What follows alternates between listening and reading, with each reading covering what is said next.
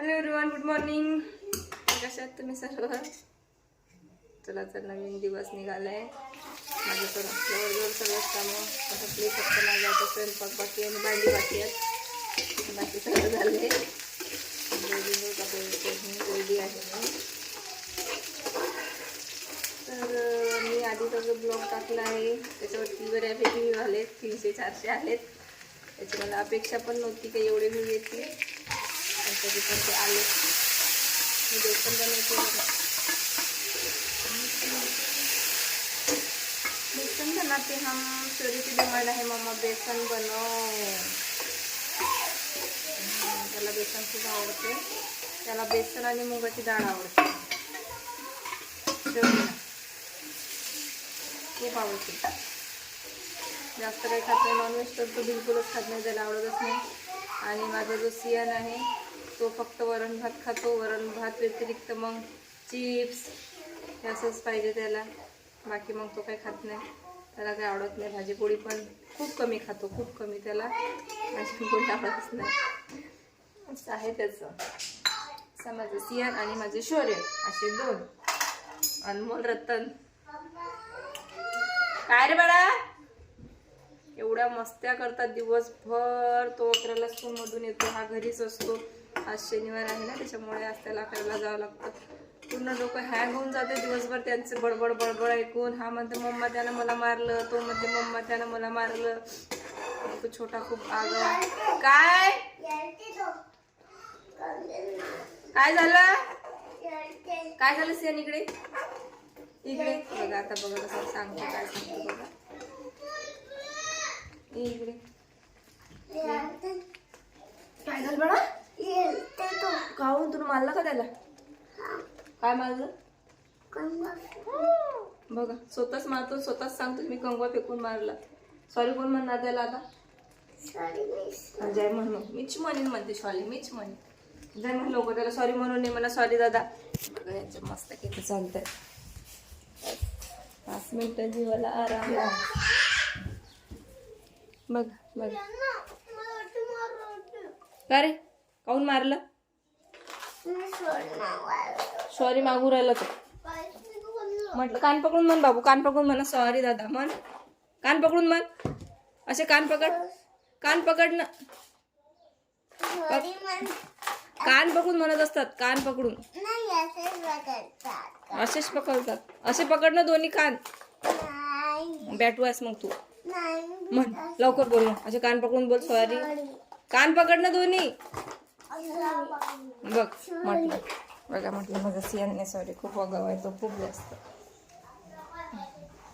लवकर ऐकतच नाही. काय म्हणायचं म्हटलं तर लवकर म्हणतच नाही तो. आणि माझ्या मुलींच्या लँग्वेज वेगवेगळ्या आहेत. इथे हिंदी आहेत ना, अर्धी हिंदी बोलतायत, अर्धी मराठी बोलतात, अर्धी आईकडची बोलतायत. आणि माझ्या बहिणी आहेत, त्यांचे मोठीच्या घरचे सगळं हिंदीमध्येच बोलतात.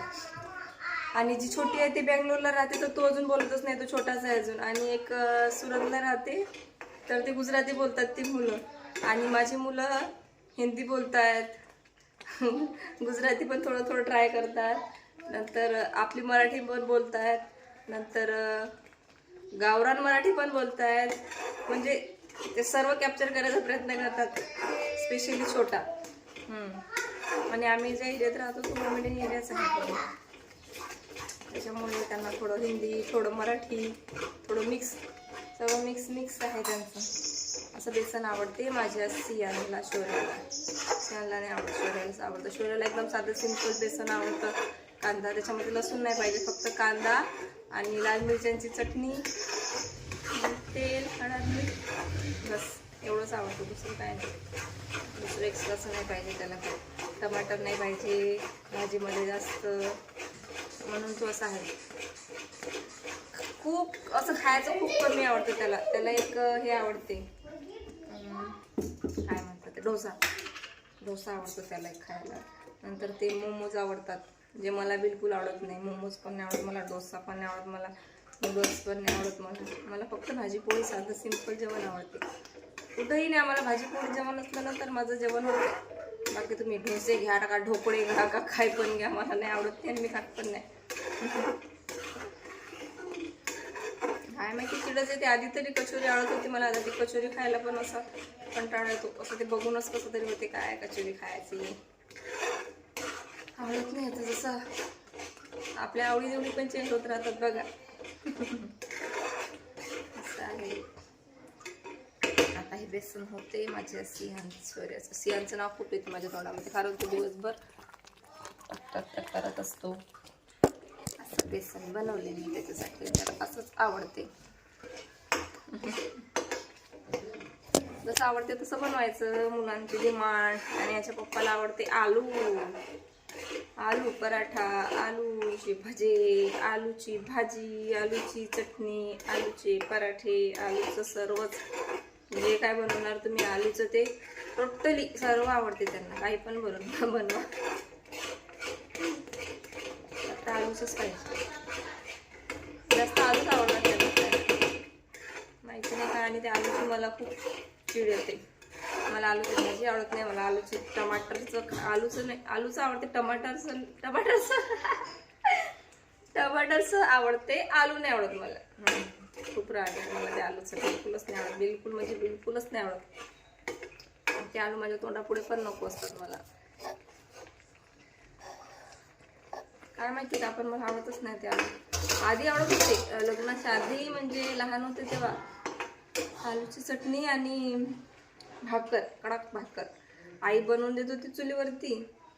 ते आलूची हे आणि चटणी आणि भाकर ते खूप आवडत होते मला, खूप आवडीने खायचे. नंतर मला ते आवडणंच बंद झाली, आवडतच नाही मला ते आता, काय माहिती का नाही आवडत, पण आवडतच नाही, नकोच वाटते ते.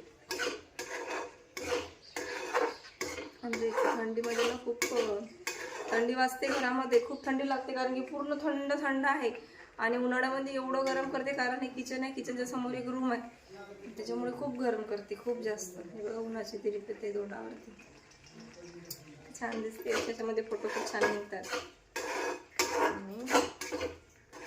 आणि माझे इंस्टावरती खूप स्लो झाली आयडी, माझी खूप स्लो झाली. का बरं झाली काय माहिती, मला काय समजायलाच मार्ग नाही, का झाली नाही एवढी स्लो, कशामुळे झाली नाही समजत. अचानकच झाली ती स्लो, एकदम व्ह्यू कमी यायला लागले त्याच्यावरती. माझं बेसन बनवून झालं, आता मी बनवते पोळ्या, थोडंसं याच्यावरती झाकण ठेवते. काही लाईव्ह जात नाही का काय, कशामुळे झालं काहीच कळत नाही, का बरं नाही, नस ठाऊक का होते. अचानकच आयडी स्पीडमध्ये येते, अचानकच खूपच स्लो होते. पण कपड्याच्या घड्या राहिल्या माझ्या, करायचे कपडे आणलेत, त्याच्या घड्या करायच्या बाकी येतच नाही. आम्हाला आमंत्रण आहे बाहेरचं, जर गेलो तिथं तर बनवेल मी थोडासा व्हिडिओ, कारण की मला ना थोडीशी भीती वाटते अशी बाहेर जाऊन आणि व्लॉग बनवा मोठे, काय म्हणजे भीतीच वाटते अजून पण असं वाटते. आणि बघा त्या आनंदसागरमध्ये गेलो ना, तर तिथं रील्स पण बनवू देत नाही. थोडंसं असं मोबाईलवरती असं पकडला ना फोटो जरी काढायला, तरी त्यांना असं वाटते रील वगैरे बनवून लगेच म्हणतात माऊली व्हिडिओ नका काढू, माऊली म्हणजे सुरूच ठेवतात ते. त्याच्यामुळे तिथं जरा भीतीच वाटते. आणि बाहेर पण गेलो तसं वाटते, कोणाला वाटेल की बाबा आम्हाला नका घेऊ, आम्ही येऊ व्हिडिओमध्ये, काय करणार एक वेळेस. जर तुम्हाला आवडला तर नक्कीच लाईक कमेंट करा. म्हणजे काय होते त्यानं माहिती आहे का, जर तुम्ही माझ्या व्हिडिओला लाईक कमेंट करता तर मी नेक्स्ट व्हिडिओ ब्लॉग बनवते, नाहीतर तिला व्ह्यूज आले नाही काय तर मग मला व्यवस्थित नाही वाटत. ते असं वाटते काय बनवावं, कोणी बघतच नाही, काहीच नाही, म्हणून मग नकोसंच वाटते. असं वाटते राहू देत, बघणारेच नाही आहेत तर काय बनवून फायदा.